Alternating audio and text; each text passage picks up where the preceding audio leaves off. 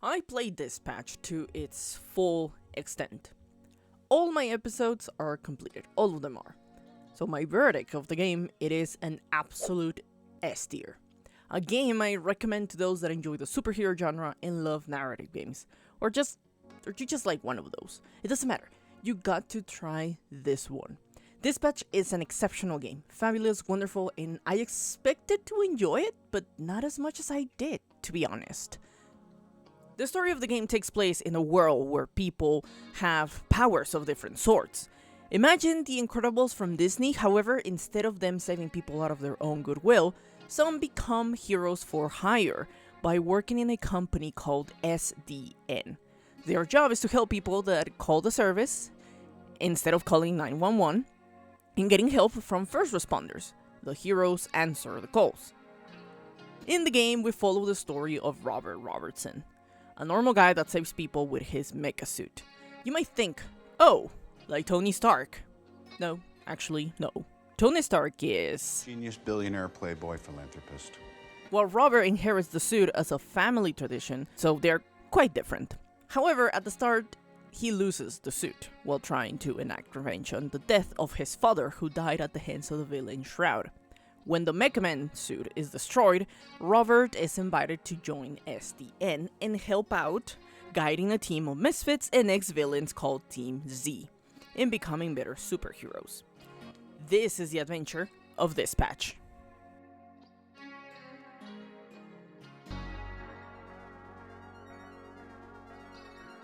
One of the aspects I loved the most about the game was the tone of the story, the gravity of being a superhero. It isn't a black and white affair that many pieces of media paint it as.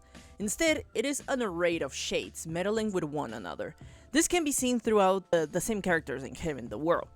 Personalities layered with their values, dreams, morals, and beliefs. The world feels alive, real. It doesn't feel strange, cringe, or out of place with simple, uncomplicated relationships and one-liner dialogues. Personally, this patch has the vision of what the MCU and DCEU lack in many occasions. Evolution. Fact of the matter is that shit didn't need to happen. We could have had an outcome where the client doesn't get fried and we get the perp if you had just fucking listened to me. You ask for help, then I can... What now? I make the calls, not you. Here's some advice. You're right at home behind that desk because you're no hero. You were a nerd playing a video game in a suit your daddy built. Now you're a twitchy little bitch turtle without a shell. A real hero puts their ass on the line. A real hero can't just press a button and make their problems disappear. The fact of the matter is, you need me way more than I need you. Based on what I saw today, you wouldn't last a day as Mecha Man. Because there isn't a mech suit in the universe that'll keep you from being a selfish fucking asshole.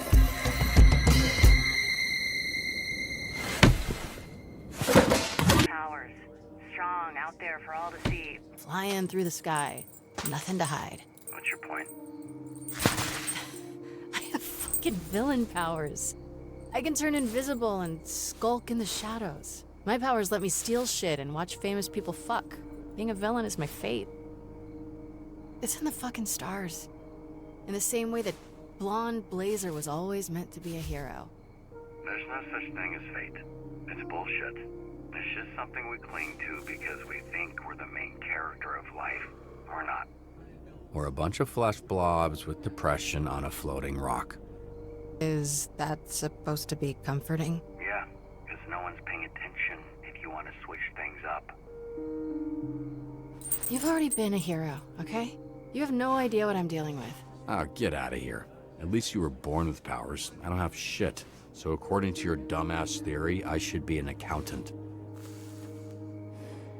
You aren't far off. Fate, destiny, not having powers, seasonal depression, none of these things got me From being a hero before. And they won't keep me from being a hero again. Most of the time in recent years, superhero movies feel more like a plot of go from point A to point B. Get the MacGuffin, use the MacGuffin, save the world, end of the story. But superhero stories shouldn't be as flat as paper. They should have edges, curves, and ruptures. This patch focuses on the individual stories. in human emotion. How connected a person is to another, and on how many levels. It isn't about saving the city. Yes, you do get to do that. Superheroes are known to do that. But it isn't the central point. This patch's centerpiece is human relationships. No matter the powers, the duty that comes from taking the right decisions, or at least the best ones for the individual. As I've mentioned before, the characters bring the story to a new level. Their dialogue and interactions feel authentic. You get to see them on their highs, their lows, and the writers of the game maintain the pace and tone throughout even the more heavy gameplay elements. If a tragedy occurs during shift, the characters will share and discuss in their own way. It immerses you deeper in the connections between characters. Nothing feels disjointed or unnecessary. And the best part, serious moments are allowed the gravity they deserve, never brushed aside or undercut, while the echoes of consequences linger long enough for you to feel their shape. You are given room to rest in their joys and to weather their storms, witnessing not just what happens to them, but how those moments sculpt who they are and who they are becoming. Hey, Bengal boy! More like Bengal bitch! Or bitch boy! Hey, Bengal bitch boy, fuck you! Way to go! That was clap. I find it difficult to pinpoint a favorite character, because all of them have their moments. The more you play, you get to know them in different situations. One of them might have given you an asshole first impression, and you later discover there's more to them. Like a real person. They are layered and not one-dimensional. Now, fair warning, spoilers incoming as to talk more about these connective relationships. I have to talk about at least one of my favorite ones.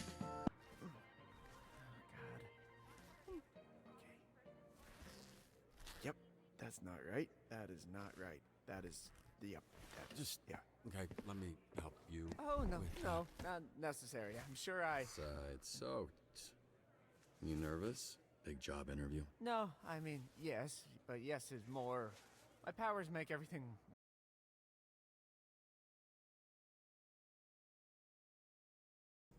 Now that your face is next to a side of my face, I see that I know you, of you.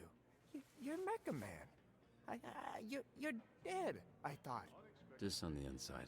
You, look small or different in person. Never meet your heroes, kid. Waterboy is a new recruit who wants to be a superhero. His power possesses the ability to produce water spontaneously from his body, if his name didn't give it away. He has social anxiety and a tendency to be easily frightened, but he is kind, honest, and proud of his work. After an event in the game, you get the chance to pick a new hero from two options for your roster. I went with him because I wanted to give him a chance, like an up-and-coming, and wanted to prove themselves. Go after his dream of becoming a superhero. At the start, no one wants him on the team. All of them complain about his freshness in the business. However, as calls are answered and the team gets to be around him, their tones shift. And the game has a mechanic where the more you play a character with the others, they build a relationship. So they go easier on him and even point out what he needs to change to be a better hero on this patch. He has his faults as well. He is somewhat thoughtless, despite his eager personality. He tries to clean a TV while the staff is watching it, or throws out flambés labeled lunch to clear out the fridge because he neglected to read it.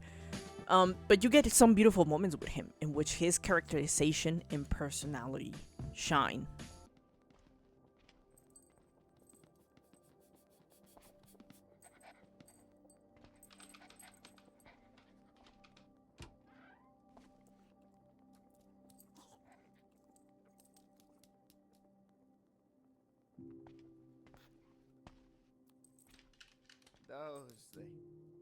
They make fun of my issue, my stutter. Here. Hold the beef. It'll help. I don't think it's a stutter. What? Can you not? It's happening right currently. This very right now. You can't? I'm concerned. I'm worried. Well, you're second-guessing everything. You do it all the time. I don't think you have a stutter. I think you have a confidence issue. You're worried you're gonna say the wrong thing so you won't finish a sentence. I'm blowing your mind? What are you afraid of with the C-Team? I mean, seriously, what's the worst that could happen? I don't know, they call me useless. They call me, I don't know, they think I suck. See? They say that all the time. You worrying about it didn't stop a thing. So fuck them. Fuck me, fuck everybody. From now on, stop caring what anyone else thinks. Like Waterboy, the characters move with the weight and the warmth of real people. And that, honestly, is what sets this game apart. Now on to gameplay. This is a video game after all. If you played Telltale's before, this patch will be familiar. A narrative game linked by quick time events and gameplay sequences. However, this patch gets further in its own style away from typical Telltale gameplay.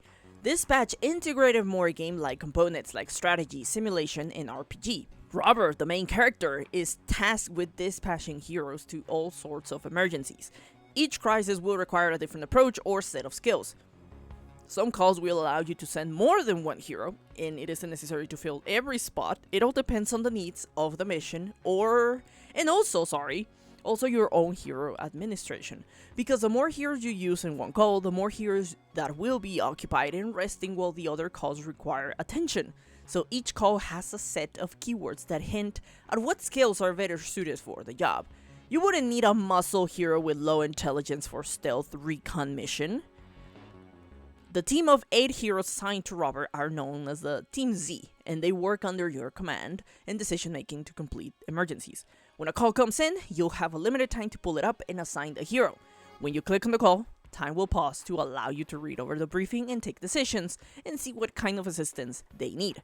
Calls will come in throughout the shift, overlapping with others. Some will have a set of 2 calls, but you can only pick one of them, as heroes need time to rest after they return from a mission.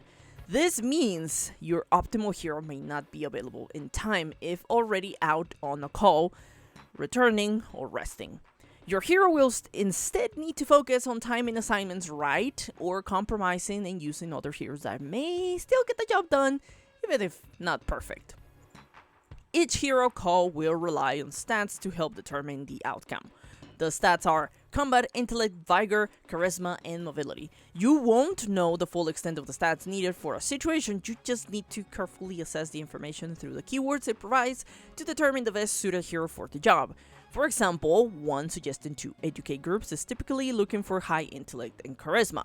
Sending the wrong set of heroes lowers the chance of success, so it is essential to manage each hero as a valuable resource and send them to the emergency on the correct time. Cause even sending them too late or early can mean they won't be available in time for another call. I personally don't enjoy the point and click approach from Telltale, found it less appealing and unexciting. The minigame introduced by this patch adds another flavor. More than strategy, it is like a puzzle or a crossword. You assess the call, read carefully, and decide from your available heroes which one to send. The minigame is also intuitive for those that might not play a lot of video games. So if you are not into superheroes, but games can be confusing or too much, I can confidently tell you that this patch has the lowest bar on complexity and difficulty. There is only one aspect that I didn't quite enjoy, but it's just a personal taste and skill issue. Alongside the dispatching, the game also includes another type of gameplay known as hacking.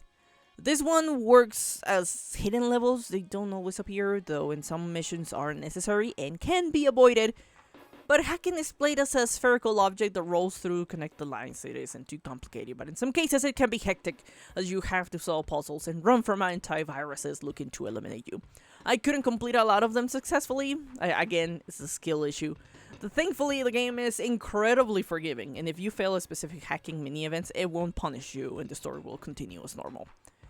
One final thing that I truly enjoyed from this experience is this is not to cause FOMO. It's just the game was released with chapters episodically. So each week 2 episodes were released every Friday. And you know what? This is the best part about it, because it felt like being back in school. You and your friends watch the same show, and when a new episode releases, you just cannot wait to get to class and talk to them about it. It felt phenomenal, because the build-up you make between each other, like between each episode, as you await for the next ones, it becomes special, because you share the game with the people that are playing it as well, or the people that are playing it with you. I will get back from work and play it with my friend, as well as chat about it with other people. We will fantasize what will happen in the upcoming ones, or start making theories of where the story will lead off, talk about our favorite parts, scenes, and moments of the game, which it had plenty of. I know many people, myself included, might not be in favor of playing video games this way, but after this experience, and if it is worth it, I will 100% play narrative games like this more often. Now, Season 1 is over, and the developers have expressed the possibility of Season 2, but who knows when that will happen, as originally their plan was to work on one season and be done with the project. However, after the success of the game and the fan reception, the sky is the limit for them. The concept on its own opens up to many storylines. They wouldn't need to stick to the same main character or characters. They could explore an enormous array of options, new personalities, or the same timeline, but what happened afterwards, or maybe an origin story of one already known character. The team of Dispatch can work anything, because as long as they write it with the same passion and vision, I am absolutely prepared to follow and play every single game. But that is all for this episode. Thank you for watching and listening to this video. I posted a video about Dispatch previously, and this is more of the updated, my final thoughts on the game, because I finally finished it. So I enjoyed it quite a lot. It's one of my favorite games of 2025. So let me in the comments if you have played this game, or if you're planning to play it. And if you already played it, what is your favorite part? If you don't say beef, we're gonna have beef. I'm the Honey Badger, and I hope to see you in the next update. If you liked the video, leave a like or comment. It really helps. Don't forget to subscribe. See you in the next video. Keep on gaming.